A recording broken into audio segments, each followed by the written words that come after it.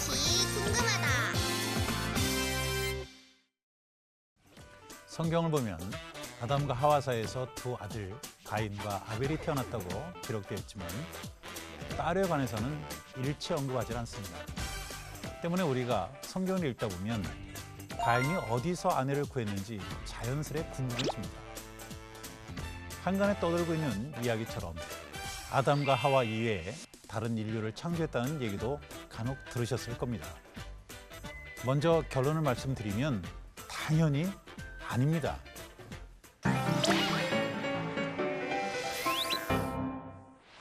성경의 내용에 따르면 네 식구 가운데 하나가 비극적으로 목숨을 잃은 아담의 가족은 나중에 어디에선가 며느리를 맞이한 것으로 되어 있습니다. 그리고 이런 수수께끼 같은 배우자와의 결혼이 가인에게만 국한된 것은 아니었습니다. 성경에는 아벨이 가인에게 살해되고 난 이후에 아담과 하와가 낳은 세 번째 아들 셋 역시 결혼해서 자식을 낳고 살았다, 이렇게 기록되어 있습니다. 그렇다면 이 두 사내는 도대체 어디서 아내를 만났을까요? 유대학자들 역시 이 딜레마를 해결하려고 상당히 고민했던 것 같습니다. 그래서 나온 결과가 바로 희년서라고 알려진 요벨서입니다. 이 책은 창세기는 물론 출애굽기를 14장까지 주석을 단 내용입니다. 주전 109년부터 106년 사이에 어느 바리새인이 집필한 것으로 알려져 있습니다. 물론 요벨서는 성경만큼이나 권위를 가지고 있지 않기 때문에 너무 진지하게 받아들이실 필요는 없습니다. 하지만 유대교 문화는 이런 식으로 해석하기도 합니다. 내용에 따르면 하와는 셋째 주에 가인을 낳고 넷째 주에 아벨을, 그리고 다섯째 주에는 아반을 낳았습니다. 가인이 바로 이 아반과 결혼했다는 겁니다. 나중에 셋 역시 아담과 하와 사이에서 태어난 자신의 누이 아즈라를 아내로 맞이했다는 거죠.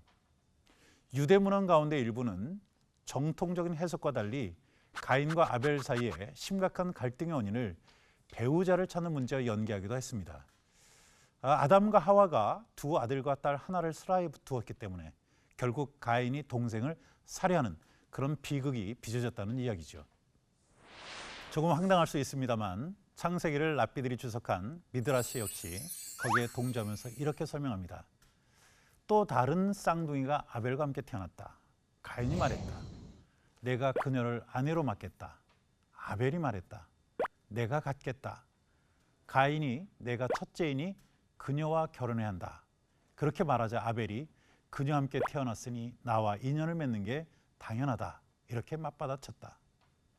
그렇다면 성경 밖의 기록들과 달리 성경 자체에서는 우리가 해답을 찾을 수 없을까요? 성경에는 아담이 셋을 낳은 후에 800년을 살면서 자녀를 낳았다고 소개합니다. 창세기 5장 4절 말씀이죠. 아담과 하와가 얼마나 에덴 동산에서 살았는지는 분명하지 않습니다. 일부 주장들처럼 둘 사이에 적지 않은 자손들이 있었다, 이렇게 추정할 수 있는 대목이죠. 이때는 800년을 사는 게 기본이 아닙니까? 그래서 우리가 살짝 상상력을 동원해 보면 가인과 아벨 사이에서 벌어진 싸움이 흔히 생각하는 것과 달리 젊을 때가 아니라 머리가 하얀 그런 노인들의 싸움일 수도 있는 겁니다. 다시 본론으로 돌아갑니다. 하나님은 범죄를 심판하면서 하와에게 임신하는 고통을 크게 더하겠다, 이렇게 말씀하시죠. 일부 성경학자들은 이 표현만 놓고 볼 때 그가 이미 해산을 경험했다는 그 사실을 암시하는 것으로 해석할 수도 있다, 이렇게 주장을 하죠.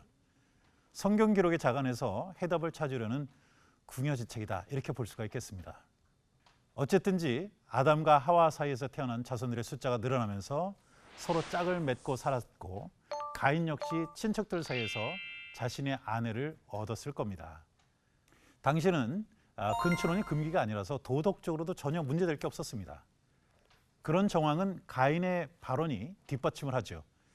가인은 나중에 하나님에게 이렇게 말합니다. 물은 나를 만나는 자마다 나를 죽이겠나이다. 만약 당시에 아담 가족 이외에 아무도 없었더라면 가인의 이런 두려움은 전혀 근거를 찾을 수 없는 망상이었을 겁니다.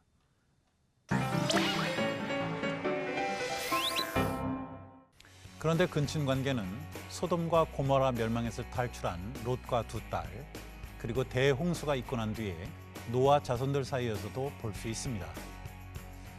이런 일들은 출애굽 이후 시내산에서 하나님과 이스라엘 간의 계약을 통해 엄격하게 금지가 됩니다.